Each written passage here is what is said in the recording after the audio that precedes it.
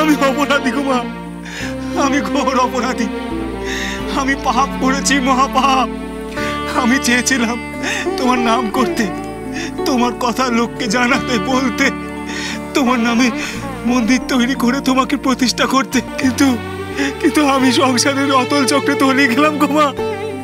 লোভ, মোহ, মায়ার জালে জড়িয়ে পড়লাম। আমাকে তুমি মুক্ত করো মা, সব বন্ধন ছিন্ন করে আমাকে মুক্ত করো। আমাকে মুক্তি দাও মা, আমাকে প্রায়শ্চিত্ত করতে দাও মা, আমাকে প্রায়শ্চিত্ত করতে দাও মা। দুঃশালা, পাপ আবার কি? পাপ আবার কি? সংসার কখনো পাপের হয়?